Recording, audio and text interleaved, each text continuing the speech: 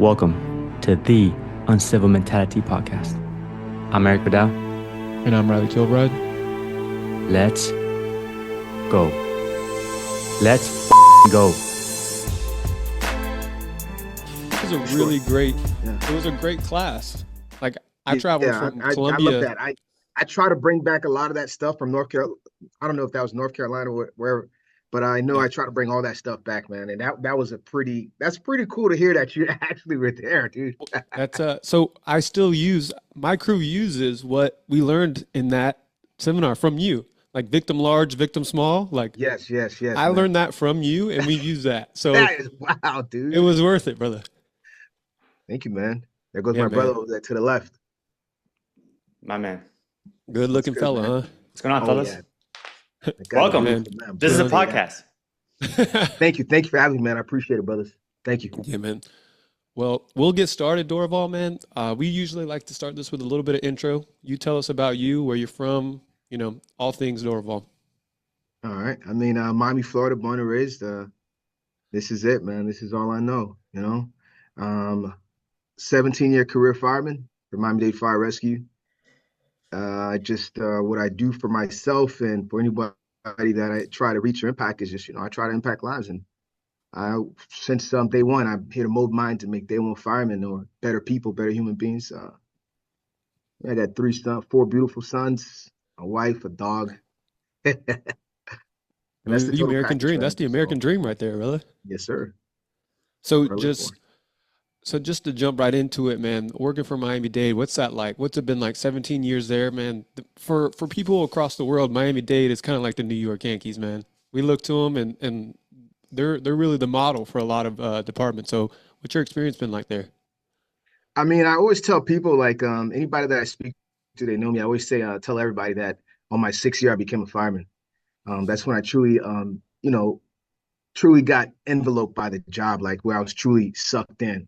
So, I mean, being here and growing up here, it was a big culture shock to me to find out that this was a whole different culture when you join the fire department.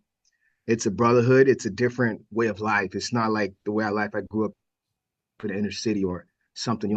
It's embracing. Also, sometimes it could be where you're alienated or pushed away, but you just got to kind of adapt and grow inside of something like this. It's a big monster, man.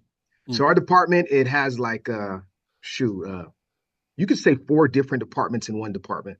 So if you go north, central, south, back to the airport, different ways of thinking. So, I mean, growing up in Battalion 5 is where I pretty much, I cut my teeth in Battalion 5. And that's where I grew up in. And those guys really, they harbor that spirit of, or that true nature of train every day, come to work every day, prepared, be ready every day when the tones drop at 3 a.m., be ready to go. So we train like that and we prepare ourselves like that. Neighboring the battalions that operate like that, Bat 3, Bat 4, Bat 10 down south, some battalions operate like that and some don't, but you go where you fit in. And I fit in Bat 5. So you grew up in Miami? Yes, sir. West Little River, Little Haiti.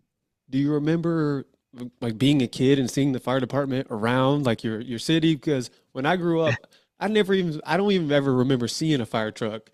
I guess I was too busy, being a bad kid, but I don't remember seeing fire trucks or even thinking about being a fireman. Like when you grew up, did you want to be a fireman? So I wanted to go to the military. My whole thing was go to the military. And even growing up, I didn't see Dade County green trucks. It was always red trucks. I grew up in the inner city, so city of Miami. And Little Haiti. So that's what I seen was red trucks. By the time I was going to graduate high school, my goal was to go to the military. It was to go to the military, be a Marine or some type of militiaman or something like that. That was it. I was absorbed by that stuff. I used to watch on AOL or they play those little videos when YouTube wasn't really the biggest thing. It was still scratchy videos. You see like a lot of military. I was really big into like military cadences and just watching that stuff and just watching any type of military movie. And my brother went to jail, stuff changed, life changed for my mother, my parents. So I had to reset my goals and my values. So I wanted to become a fireman. Yeah, so talk to us about your pathway to the fire service. How'd that happen? After 18, I went to college up in Tallahassee. went to college in Tallahassee, and even then, my cousin was already, he was still trying to clean up his life. He lives down in Port St. Lucie, Florida, and by the time he turned 19, he's a fireman. So after I graduated, I did had put in an application for Hialeah Fire Rescue and a couple of northern volunteer departments before I left that were just taking high school graduates. Hialeah was one, Miami-Dade wasn't open. By the time I turned 19, Miami-Dade open, I put one for them, but I was still doing my college thing. And I was just trying to pursue that.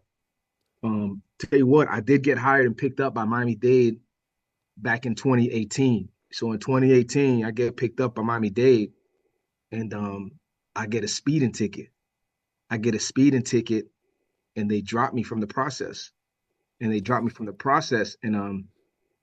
was supposed to be in one of those earlier classes, 115, 116 or something like that. So they dropped me from the process, which was for a speeding crazy. ticket. For a speeding, again, I own everything, you know? Mm-hmm. But they dropped me. It was just one of the most humbling experiences I've ever experienced. And at that point, I could have just given up and stopped, but I didn't. I didn't because I knew that, okay, just straighten up. He told me just go to straight and narrow and we're going to call you back. And it took another year and a half, 2 years. It took 4 years to finally get on. After that one, when I got offered the job, I was offered the job again in 20. Wait, excuse me. No, not 2018 because I got hired in 2008, like 2006 or something, right?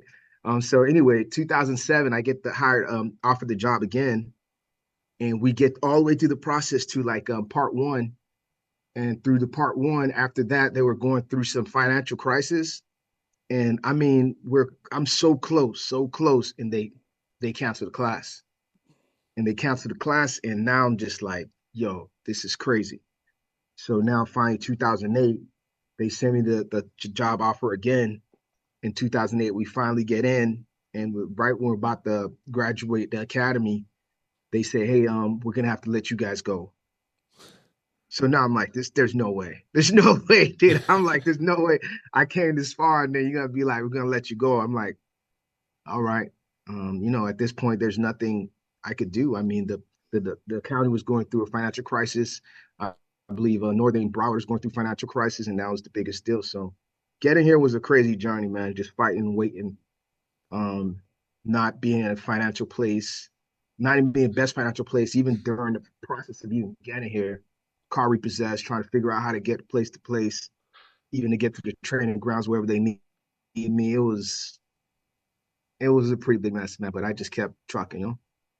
What kept you going during those times, man? Like, what was your mindset like? You know, you were so close to your dream or so close to something you wanted. What was the driving force?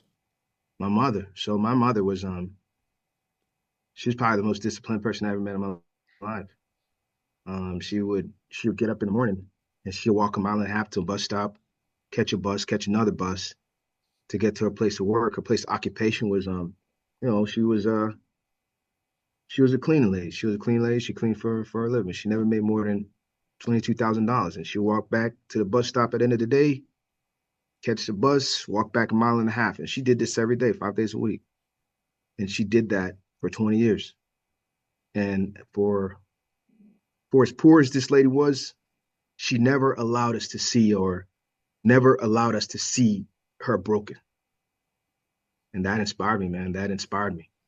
That really gave me not just me, my brothers, my sisters, that gave us a drive, something like, if this lady who's given up so much for so little for so long has done that for us, it's infallible. You can't really put a value on that. There's no currency on that. And there's not even a thank you we could give her, man, you know.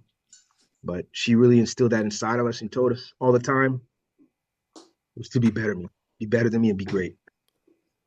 I definitely relate to that. Single mom, same thing. Worked 3-4 jobs just to provide for me and my sister as well. You think, now that I think about it as I'm an adult, do you think they were just kind of like faking it till they making it? Like, do you think they were really feeling like that? Because they told us like, Yeah. hey, like, you got to go get, like, you can do whatever you want. You got to work hard. What do you think they were thinking in their head? Do you think they're like, hey man, I'm just gonna keep grinding? I know my mom, man. She was and not to say my father was there. It's just he played a different role, you know. And I know my mom. She would just not let us see her weak. She wouldn't. She would not. She would not let us see her being or feeling weak. That sign of weakness was not good for her. She didn't want to see that. My sister got into a fight one time in school, and she asked, "Did you fight back?" Like that. Like it was always a fight because you know how we looked. We didn't have the best clothes, and people would pick on us and stuff like that. So we kind of have to fight for ourselves. So she would always say that you stick up for yourself or whatever, you know, whatever it was. But she didn't allow us to see her weakness, even though sometimes behind closed doors, you could hear her crying on the other side.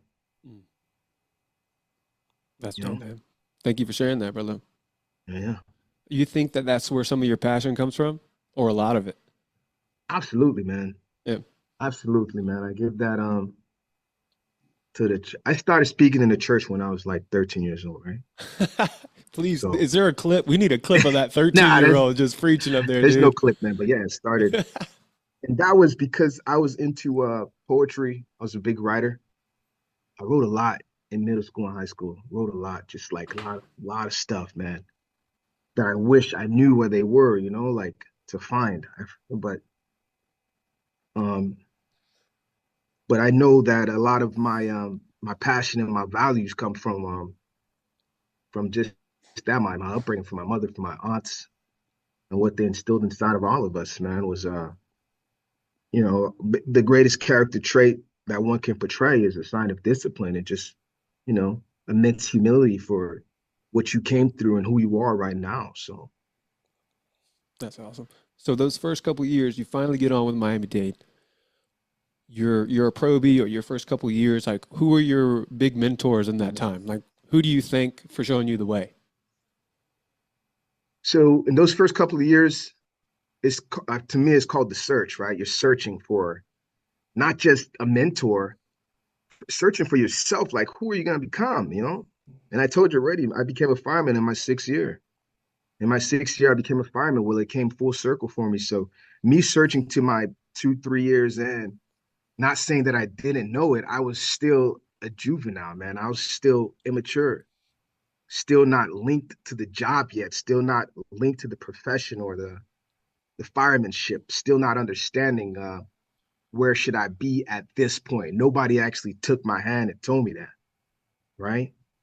So I placed myself in a position. I say I placed myself because I wrote a grievance letter to my chief when I was down south in my year and a half or my 2nd year, and I told him I need to be closer to where I live because I can't afford to catch the bus here or get dropped off every day and not be able to get back because I don't have a car. So by that time, he put me in Battalion 5, Station 7. So that was about my year and a half going on year 2. And now I'm at Station 7, Battalion 5. And like I said, that's why I cut my teeth at. There were some brothers there who started lifting me up and started showing me the way. It's just, you know, how you should portray yourself or how you should be. I always tell my sons this too. There's going to be things that you're going to be shown that's not the right way, but it's still valuable information. It's still valuable information. These are the things you want to identify. That's not the person I want to become, or this is the way I should follow this guy. And you know, there was some cast that I started following from Station 2, Ralphie Carrell, Billy McCann, and there was just guys that just stood out. Chris Bryant, Eli Cadet, and I could go on, you know. And these guys just stood out to me like, damn, man, this guy is extremely knowledgeable. And you know, and I started becoming, if some guys would start coming and I didn't understand the role of the senior man. I didn't know what that was. I didn't know. You know, and then when the probies come and they ask me questions and I don't know, it was embarrassing. It was embarrassing, man. So I was like, man, this is not the way, man. So that really molded me, man. Mm.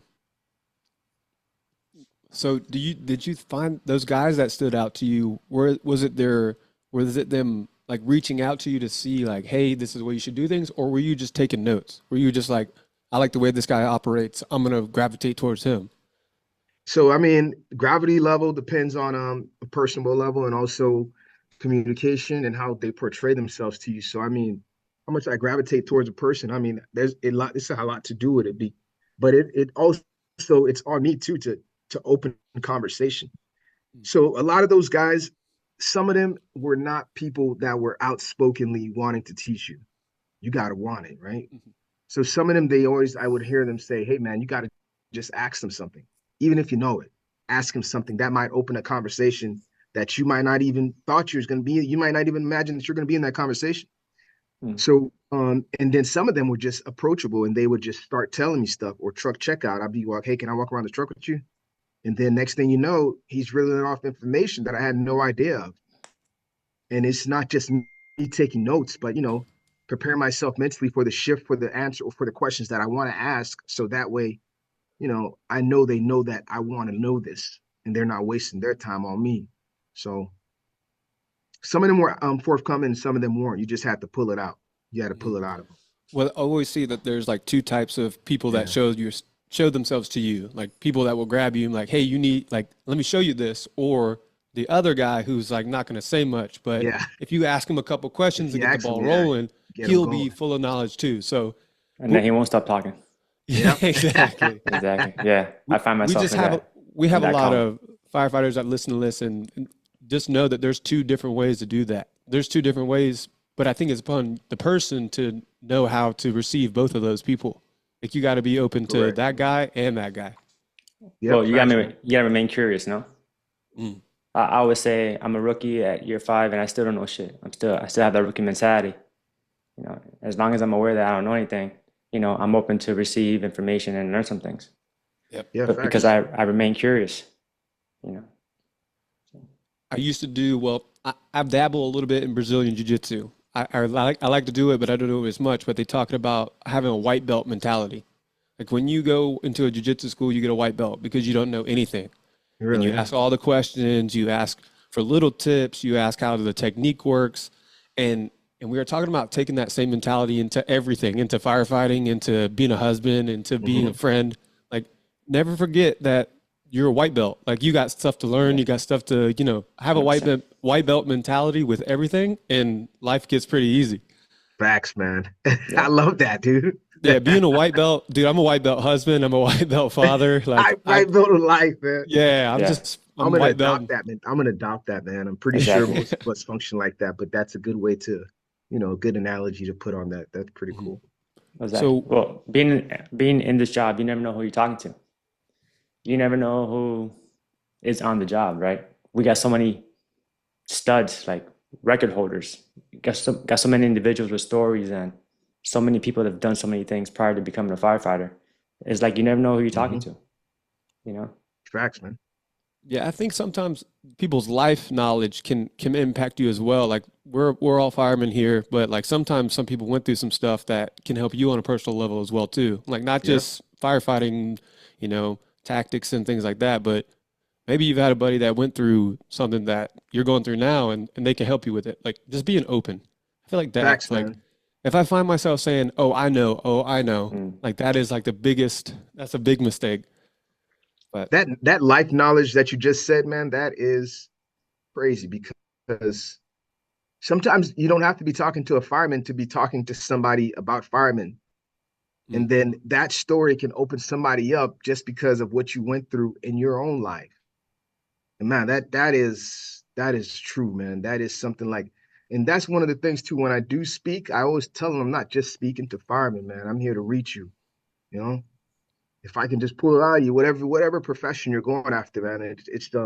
It's me trying to reach you to tell you, here, you still got this. You can keep going. And I've so I've been getting many emails and stuff like that, or messages just tell me, hey, I'm going for I'm a diver. I work for ocean rescue, man. Thank you for that message. And that stuff, it affects me, man. And I love hearing that because my life story affected you in a way in your career path or whatever that you're trying to pursue. You know what I mean? I love that. Especially the kids. How Yeah, man. impressionable are you wearing a uniform, riding that big fire truck to the kids? You know? Absolutely. So you never know. I think when I think of you, Dorval, I always think the power of the spoken word, man. The power of words are incredible, and especially for like someone that has to be mentally resilient. Our job requires that. But the way we talk about on this podcast, or the way we talk to ourselves, like Mhm. sometimes, like we'll get into it like a avalanche of negative thoughts of something bad that happened or stuff like that. But being able to stop that avalanche and create positive self-talk and understand that the words that you're saying to yourself are super powerful. And Facts, man. sometimes, dude, I'll say it. I've listened to some of your messages when I've been in that kind of negative thought avalanche. Yeah, And the spoken word is so powerful, man. And I just want to thank you for like just for some of the stuff that I've heard from you. So that's got me out of that negative thought avalanche. absolutely, man. I was listening to something on the way to work this morning about 5 a.m. Forget who he was. I listened to a lot of old speakers. Um, and it's the same thing that everyone says. You are who you say you are. You are what you are. You know what I mean? Like if this is the way you see yourself in the mirror, that's who you are. That's who you are. You're not going to change yourself and portray yourself differently because the person you envision yourself to be, that is who you are. Wholeheartedly. Wholeheartedly. If I believe myself to be a great speaker, I'm going to portray myself as such and make sure that I believe in that. I believe in that. That's who I am. But if you let that thing seep in, it's going to eat you alive. Hmm. It's going to eat you alive, man. You let people portray who you're supposed to be, and that's not how you envision it. That's not how nobody envisioned it, especially for yourself. You are who you say you are. At what point did you get into in your career? Did you get into instructing, speaking through the fire service? Oh man, I mean, at the firehouse, I would always want to do something. Um, and the more and more I watched, the more and more I read, anytime I had an opportunity with the Proby, I take that. I take that. I'd be like, man, let's go outside, dude. We've been in here far too long, or we're not doing anything today. It's been a slow day. Let's throw ladders. And it started me opening up to more people. I reached out to McKnight, instructor McKnight, about like 2012 or something, and telling him, hey man, whatever you're doing, I'm open to instructing. I can help. He never returned my message, anyways. But later down the line, we hooked up, and it all came to fruition as far as me being an instructor. All I knew was I just knew I had a message, man. I wanted to share it. I didn't care how you let me share it. Just give me 10 minutes. How how were you so like confident in the message you wanted to share? Like, did you just have this fire inside of you, where you was like, man, I gotta let it ride? Because I admire that Yeah, confidence in the message because I feel like I have a message that I want, to get facts. out to people, but I might not have the confidence to say, let me just fire this thing up. Well, I know growing up again, I told you I wrote poetry and I used to freestyle. I used to sing, stuff like that. And all that stuff just it builds your confidence over time when you're doing that stuff in front of people, Yeah, your you don't want peers to and hear me stuff do like that. that. You don't want me to No. do any of that. So I mean, and honestly, man, so most of the things I say is in my heart. It's in my heart, man.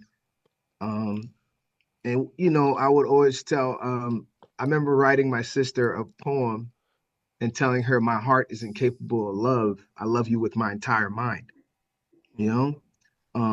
And that was just me in reflecting to her that, don't matter the pitter pat of my heart, but inside of my mind, that, from when I think about you, I love you. I love you. This is my outward thinking. And whatever I think in my mind or my body at that moment, I'm gonna try to inspire you or instill something inside of you to get you going, Mm. or whatever it is that we're about to do, whatever it is we want to accomplish, I'm gonna try to give you a message. And that's it, man. I just go, I spaz out, bro. I love that. I love that. I spaz I out. think one of the first clips I've ever seen where I saw of you, Dorval, was in front of the academy. Like, yeah, I think it was in the training grounds.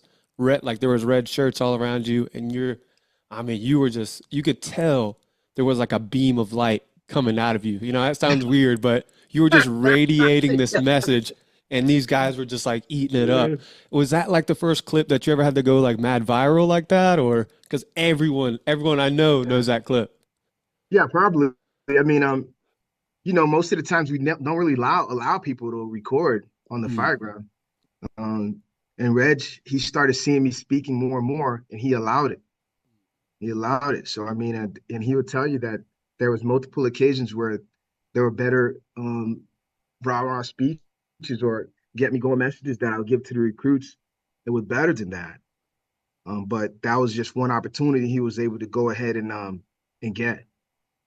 Dude, that's You know. still to That this day. I think that's on like my saved YouTube videos, just in case, bro. You just get that one going and get everything cracking for the day. That's powerful, man. Do Okay. you know, like, I don't know, people have seen that video. People have seen that one.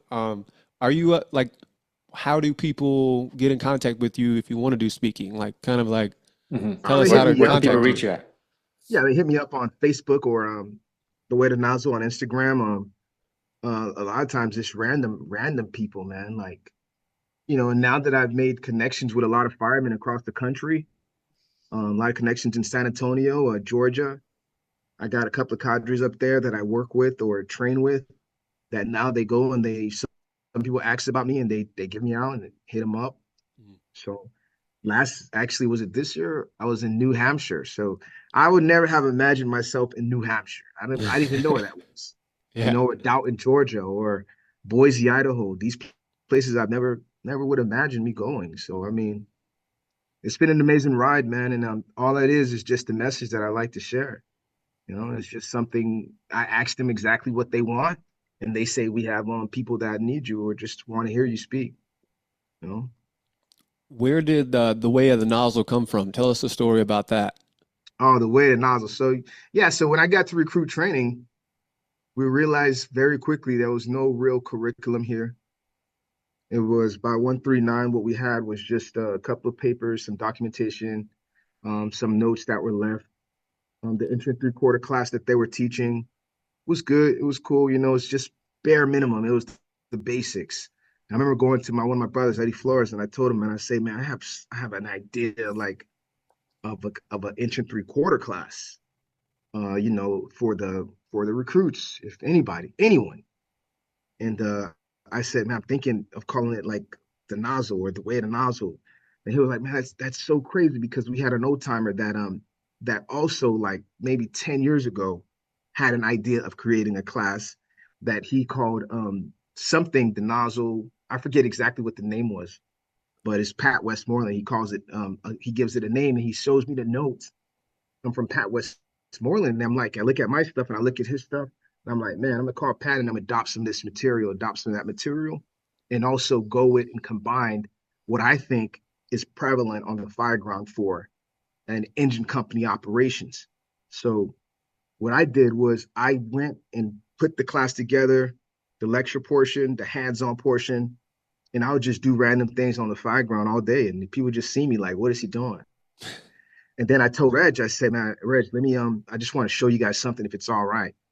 Took about 12 instructors, invited maybe couple of recruits, and I gave them the lecture. I set up all the stations, and I went and I taught each skill station to them. And there was one skill station with one of my brothers, George Cabas, where he teaches everything nozzle. So everything nozzle encompasses everything about the nozzle, from the hose line through the inner liner, through the execution process from opening the bell and giving order to the fire. And then you go outside and you do some fire ground skills. Initially, obviously, from entry point, you make entry and you go ahead and advance towards the seat of the fire. So from there, I mean, it just grew to a monster, And honestly, all the information or the stuff that we teach is all adapted from old school firefighting. Nothing is new. Mm-hmm. Nothing is new. So if you go around the country and you go take these classes where they're going to tell you about engine operations, this is something new. None of it's new, bro. None of it's new. It's just something that obviously the old timers gave us, and they passed it on to us. We just lost it. Man. It's just trying to bring it back and just again, man, just a good little name that I put together to put to the program, but the name doesn't make the program. It's just something that we get, and it's a pretty good class, man. I would hope you take it one day. Yeah, dude, I'm all down for that. So when it comes to delivering a message, do you think it matters who the cadre is? You can teach something from someone and I'm not hear anything, but if I want to hear it from the person that's delivering the message, it's Yeah. everything. And what would you say to Absolutely, man. instructors or leaders that, how would you say to keep the engagement high? I mean, you do it naturally, but let's say there's a person instructing something. How do you keep people engaged? So keeping people engaged, like one, I'm very, like when I'm on the fire ground and I'm teaching, first of all, you're gonna hear me. You're gonna hear me all over the place. So I'm gonna be all over the place. I'm loud. I try to make sure that I keep the pressure on, let you know that, hey man, let's go right now. Let's go. Like this is it. Like you gotta go. So I mean, so when we recruit for the cadre, it's a personal thing. It's a personal thing because I want you on my level. Obviously, there's just gonna be different execution styles, and you need those. So somebody can be more direct, somebody can be more, relaxed, and somebody just right in between, just making it happen, making it all work where it all meshes and all the personalities come together to work. I mean, when you're looking for something as a leadership role and try to maintain that personality level as far as like to keep it engaging, shoot, man. If you got somebody that wants to be a part of your cadre and they know how you work, there's something that they're willing to present as well. They want to give back in that fashion too, man. I have to believe that. And I see it too. So we do a lot of training sessions or a lot of practice times, and we always tell them like this is how we operate. It's go, go, go, and it's always high energy. I love that, like, because I love that, man. And even when I'm throwing ladders, it is high energy. It is go, man. And I live like that right now in recruit training, and the instructors know if I'm on the ground, it's let's go get it up. It's like, wrong window or whatever. And it's full of excitement, man. But yeah, I hope that my energy, goes into someone else and they absorb that too and they give it back to the students, man. What about when you're learning something new? Do you like that kind of pressure put on you while you learn? Oh yeah. And I'm still the crawl, walk, run guy though. Mm-hmm. So I'm still the crawl, walk, run guy. Any type of new material that I'm going to be learning, I'm going to give my time towards the material. So, and it's still a crawl, walk, run, man. That should be the mentality. And when it's go time, it's go time. So if you're instructing it's run right away, you're doing it wrong. You're doing it wrong. It can't be run right away. You got to crawl, walk, run. You got to get me there. Get me there. And when it's time for you want me to execute, I should be ready to go. What's a new skill you're learning currently? A new skill that I'm learning? Shoot, man. I'm still developing who I am as far as like, as a form of leadership. Like, again, so I'm on my second year as being a lieutenant fire officer. I always felt that I have a sense of leadership and a sense of leading men, and that's I always did that.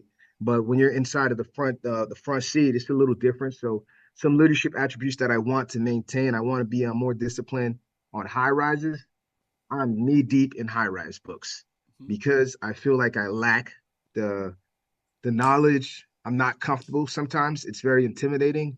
And some of my battalions where they have the huge high rises, extremely intimidating environment for me. So I'm trying to apply a lot of my skills with high rises and also a command presence. So on the radio, I do a lot of radio. I practice a lot on the radio and having a good command presence. And now I'm actually trying to go ahead and extend my understanding, my knowledge for high rises. I think I'd be remiss if we didn't say 25-year anniversary of the Worcester 6 fire that was yesterday. Have you ever read that book? No. It's called 3,000 Degrees.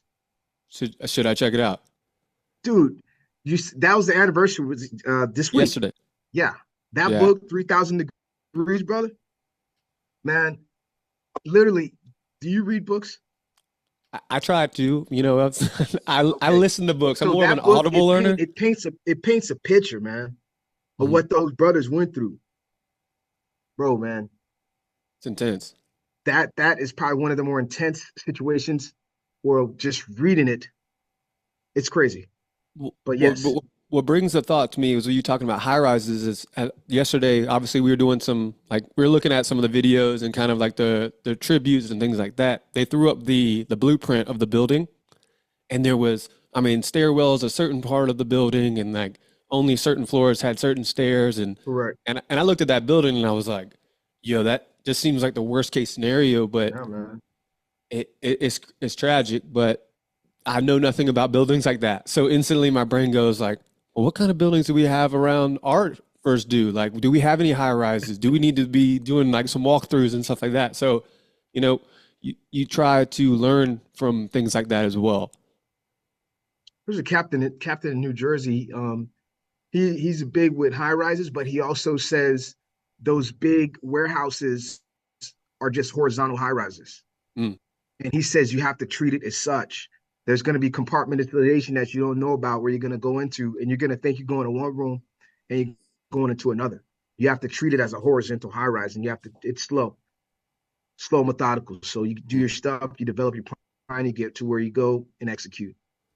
Yeah. Well, that's where territory familiarization comes in, because some of these high rises don't have access to elevators, or the elevator access stops at a certain floor. You have to get off, get to another elevator to get to another floor. So just that Facts, yeah, little, man. like, it's gnarly. So So you think dangerous. you think you're going to an exit, and you're not. It's a dead end. So you gotta go back to where you came from. So it's gnarly. It's a motherfucker. Like our battalion one. They have the parking garages are at the top. That's And crazy. then the parking garages are automatic, so they're like elevators, get them up and they park them. It is a nightmare. It is a nightmare. That's what I'm telling you, man. Honestly, I'm just still educating myself on it. Whenever they put me there, man, I am scared, bro. Just because of my personnel sometimes. And shoot, just my knowledge base, man. It's just like, damn, am I Yeah. ready for this? The You know what I mean? Like, hypotheticals, the speculations, right. if something does go down, yeah, it's gonna get real. I just don't want to put Yeah, myself in you that show up and situation. you do the job though. Like I always try to re-educate myself if I'm going to be at one of those stations.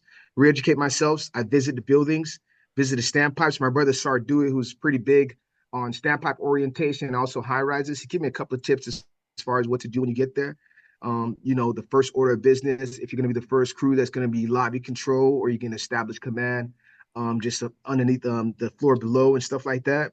But you got to walk these buildings. You got to walk them to understand them. So I mean, it's a vicious monster, but that to answer your question is what I'm trying to get better at.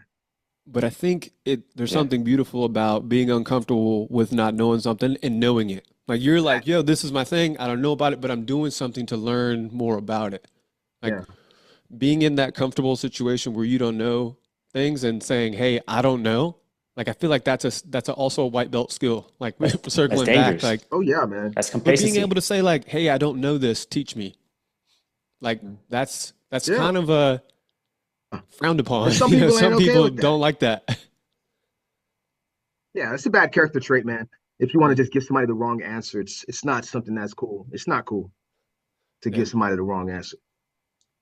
But I think it's cool that 17 years in, you're like, there's still stuff I don't know about, and I'm doing something Facts, to try man. to figure that shit out. Not just being like, Absolutely. I'm okay with not knowing about this shit that might pop up one day. But Yep. do you ever think, like, are you always going to have that thought process? Like after, let's say you figure out high rises, is there going to be another thing that you find that you're like, well, I got to get to know this stuff? Does it Oh ever man, end? Is a question. we work for the fire service, man. This is ever changing, brother.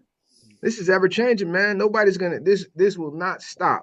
There's gonna be a continuation. This process will not stop. It's a vicious cycle of change. And they're gonna change. It's gonna be better material to build with, better ways to do things as far as the fire service is concerned. And all it does is change the way we think. So we change the way we think, we change the way we process and the way we execute. So all that stuff changes, man. It's a vicious cycle as far as the rotation of changing and go ahead and adapting to change. So something we talk about a lot on this podcast is work-life balance. What's that like for you? You've got 4 kids. Tell us about that. I got a pretty cool wife, man. That's She's a where it pretty comes cool down to, wife, man. yeah, man. Um, no, I mean she's just there. And so one thing that when I came to training, Captain Gustin told me, he's like, don't lose your family for this job. And he's like, I see you going around the country, you're teaching, don't lose your family for this job. And I was like, what do you mean, Cap? He's like, brother, do not lose your family for this job. And so what he was saying was that I have to involve them in everything I do. So, like I said, when I go teach in San Antonio, Georgia, wherever, the brothers that take me to teach with them, shoot, these guys, they get me to bring my wife all the time, you know. And brothers, just shouting them out. Tom Hollick, Kevin Pfluger, those boys over there in San Antonio, those boys right there, they will not let me leave without my wife. They say, bring her on. We're going to go teach in Mexico for 9 days. On the back half of us teaching a conference over there, 4 days remaining, fly our wives in. Fly our wives in after teaching over there in Mexico. Teach in Georgia. Shane Bentley, same thing, man. Hey, bring your wife. Bring your wife. Wherever I go teach, man, she comes with me. She comes with me. Even if Orlando, she's just going to be there. Wherever. She's going to be present there. And then my boys will be there as well. I think it's powerful you said that, man, because we love this thing so much that, there is sometimes separation between the fire service and family. And keeping anytime that you can keep those two together, that's crazy. Like people will lose their family doing this job. You'll lose your family doing what you love and thinking that you're doing it for them and not involving them. That's what happens. So you do what you love and thinking that you're doing it for them, which you are, but you're not involving them. You're becoming heavily consumed by this passion of yours. So, and that's the thing, man. Like, even if she's not coming every time, she knows, she knows what's up. So she's put it in, she's going on, she's listening, she's seeing what I'm doing, podcast, anything that I'm going to be at speaking, like, she's trying to be heavily engaged, man. She knows that she plays her part as well. So. That's dope. How old are your kids, if you don't mind me asking? Yeah. I always mess up their ages anyways. I'm pretty sure. 13, 16, 19, and we got a 23. Wow. So you're on the back half, man. They're almost grown-ups. That's not kids, done, bro. Man. You got adults. I'm done, dude. I'm done, man. These guys look, me and my wife, we go like to little weekend vacations, and we're like, you guys good? You coming? They're like, nah, we'll stay here. All right. Feed the dog, walk them, let them go poop or stuff like that. And dude, we're out, man.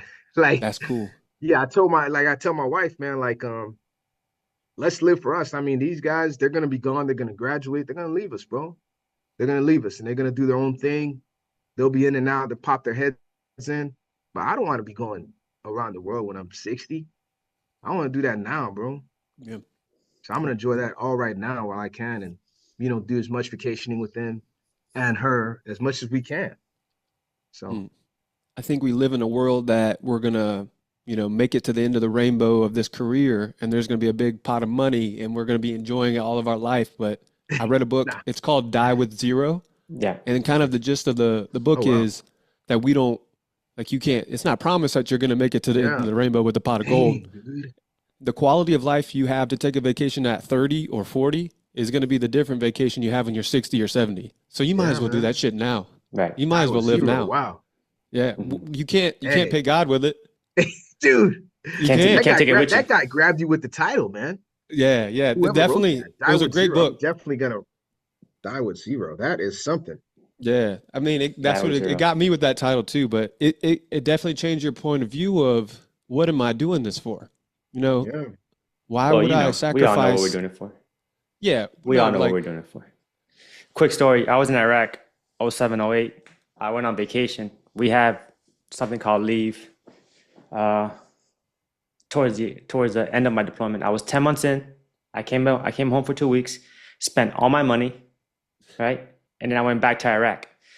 And one of my sergeants was like, "Hey man, welcome back. You had a good time?" Like, yeah. Spent all my money. Spent all my fucking money. Dude. It was like, good. You ain't gonna take it with you? Yeah. Exactly. About how much money was it? Like 12 grand around there. Dang.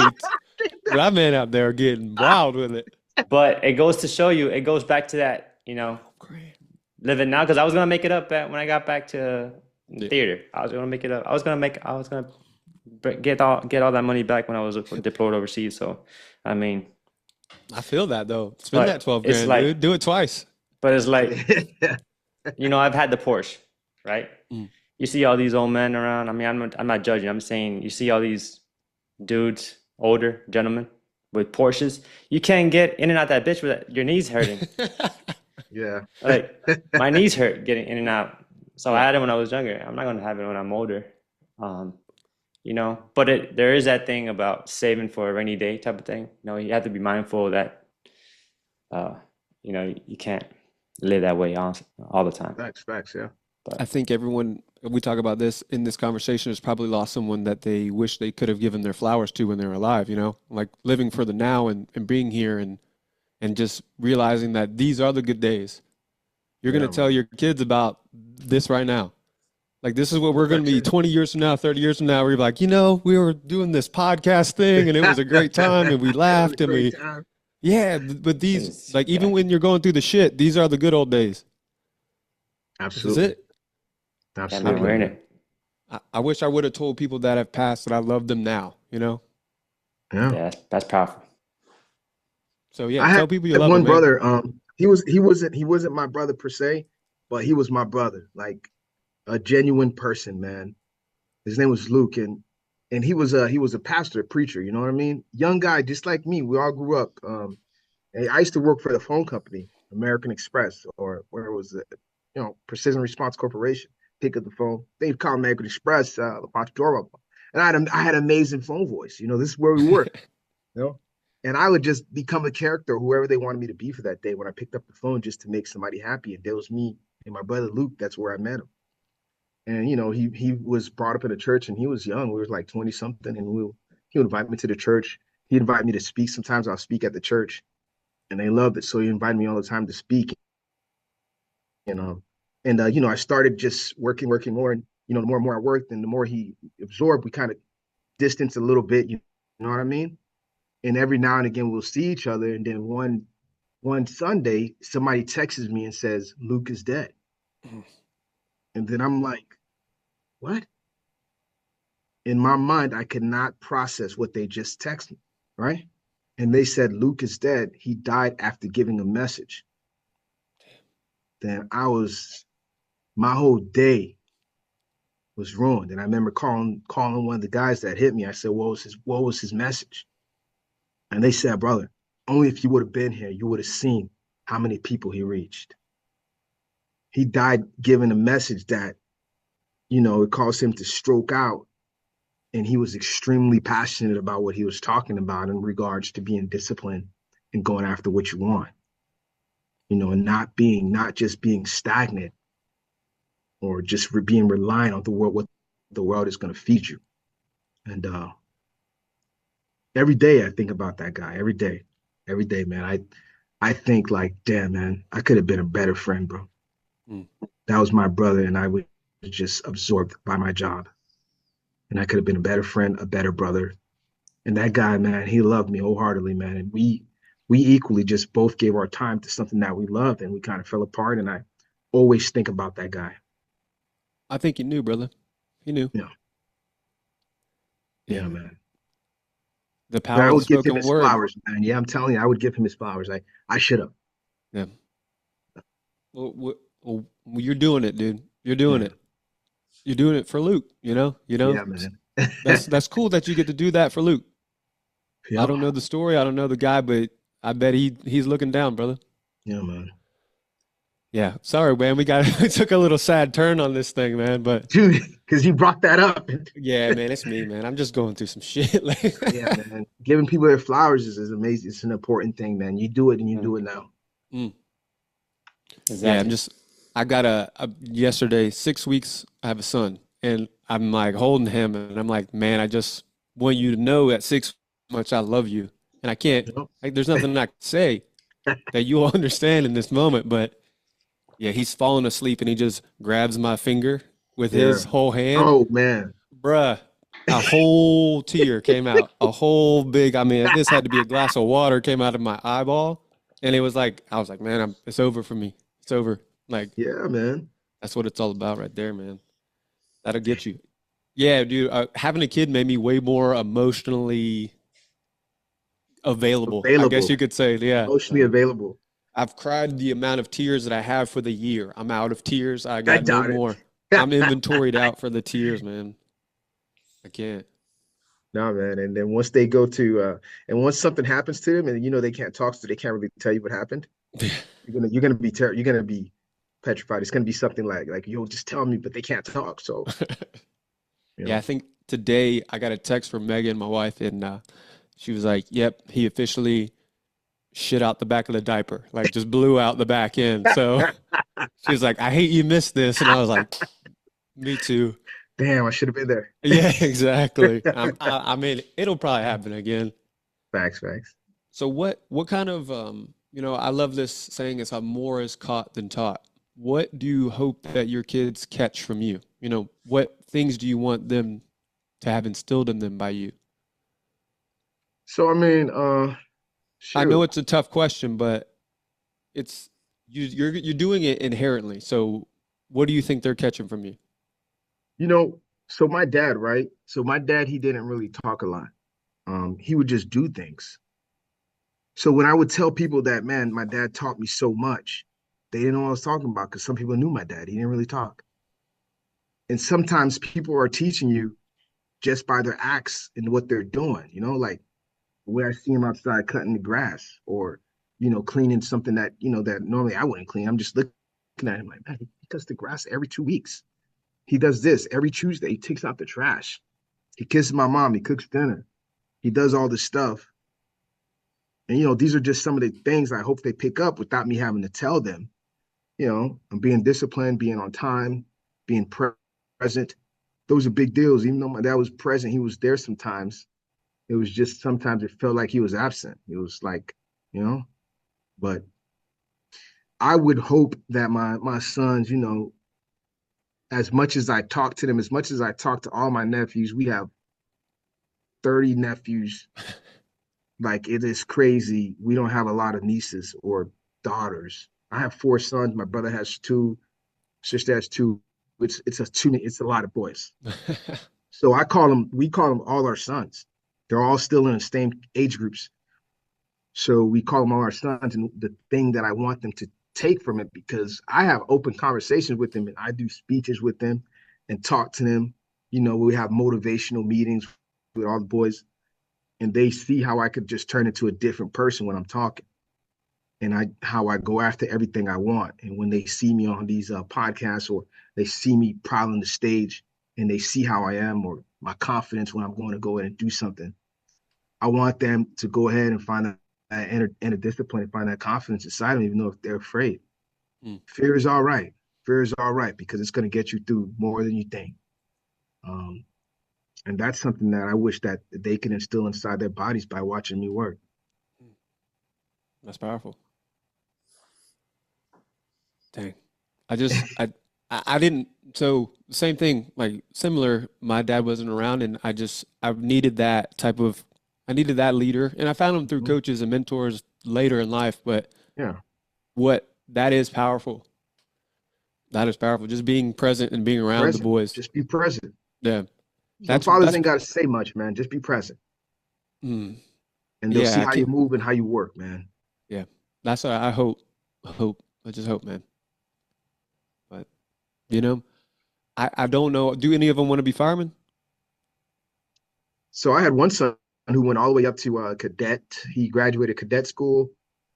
And then he just stopped. Like he stopped everything. He didn't want to do it no more. And I had another one who was 13. He went up to New Hampshire with me. He did a whole bunch of stuff. I could see him, the 13-year-old, becoming a fireman. The other one, 16, is just a brainiac. The 23-year-old, he's still trying to find himself. So if they do, I'm not going to push them to it. If they want to, they could do it. I'm going to hopefully push them towards whatever they want to do to be successful. I don't want them to do something that's not going to make them a successful person and not going to make them happy. So. Yeah, I don't know what, I don't have any type of. We go do that. Yeah, I don't know if I want him to be a fireman. I don't know. Yeah, I can't. I guess there's still time, but I think there's so many more options now too. Like, yeah, what a dangerous job we live in, man. So I mean, the stuff these kids are doing, it's like look, there's guys making millions of dollars just watching people play video games now, dude. That's a lot less dangerous. I would love that for him if he could just get a big check by just streaming on. Video gamer streaming. Just shoot me a couple of racks, man. Exactly. I'll record it. I'll video it the rest of your life, man. Yeah. There's kids making millions out there today, man. Facts. But you know, if you want to come ride the truck, I wouldn't mind that either. But Yeah. Dorival, we usually like to wrap these episodes up with, you know, something that you use as a mantra or something you use when you're facing adversity or going through something tough. What comes to mind for you? For you personally, not for everyone else, but what do you use for Yeah, you? bro. Shoot, as far as for me, like I told you, man, from the beginning of this conversation, I always go back and think about my mother. Mm. Like whenever I'm in a place of like, man, all right, it's okay if I don't give it my all. Like, what would she do? You know, and you think about that, like, man, if my mom were here and she heard me say something like that, like, no, my mom didn't tell me to be great and be better than me for no reason. She showed me how low she was, and yet, although she was so low and living in mediocrity and just, you know, being obsolete to the world in her eyes, that she still envisioned her children being great. And that at the end of the day, anytime I feel like I'm not giving it everything, I always think about my mother and what she'll do. That's awesome, man. Thank you. Yeah. Thank you, man. Yeah, Thank we you, brother. appreciate you coming on, man. Hey, I Erik, you got appreciate you something? guys even having me, man. Dude, we're just, you know, supporters, man. Whatever you need, you let us know, man. We just hope that you stay safe and, you know, continue to stay present with your boys and just safety all around. Riley, it's just awesome meeting you and awesome hearing that I met you already. And I'm like, Yeah. yo, there's no Was way. it Passion for the Craft? Was it 2022? Is that when I you don't went even down there? know, man. I don't even know. I Yo, think so. I so want to say 2022 or so when I because signed up I've for been that, up there twice to teach. So when I signed up for the class, I think what's crazy story, full transparency. My buddy who passed away, Jay Muller, he was going to teach at that class, but passed away. you But know he made me, Jay Muller is your guy? yeah. I One of, I yeah, went to Smoke Divers with him. really. Yes, man. So that just to before you so that guy, we were actually we both got dropped on performance on the third day. He Mm, was cramping up. And I yeah. remember, dude, and so we go back together back to the apartment, Hmm. gives me a ride back, and we're just talking it up. And you know, we were talking it up while we were there, and we always would just text each other throughout the process to get ready for the next one coming up. Mm. And just hearing about that, man, Talk that about a one, dude that was a light. The dude was dude, just a freaking beam of energy. bro, And that guy so was amazing. he Amazing he hair too. yeah, great mustache and great Yeah. hair. Let's not forget that part of the Yeah, guy. no, I think he loved both of that those is things so too. crazy, man. Wow. So he told me to sign up for that class and he planned on being an instructor there. Fortunately, he passed and I still was signed up.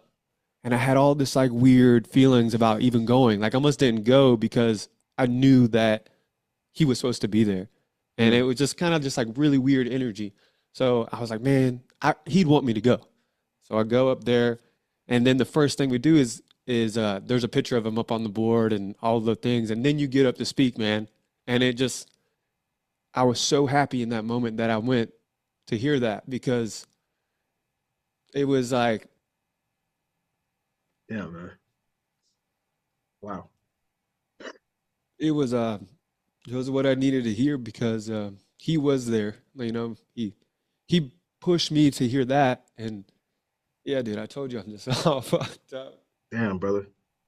But That is man, thank you. amazing, man. I got to hear you speak in the time that I really needed to hear that. So thank you. Thank you, Riley. Yeah, man. Thank you, Erik, for having me, man. I appreciate you boys, man. Erik, you know I love you, man. Keep reaching out, brother. Yeah. My man. Love you, brother. Love you, brother. So, to all the viewers and listeners out there, the Uncivil Mentality Podcast, thank you for joining us. On behalf of myself, Erik Vidal, And I'm Reilly Kilbride. Get after it. Get in your gear. Start f***ing training. It can never be enough.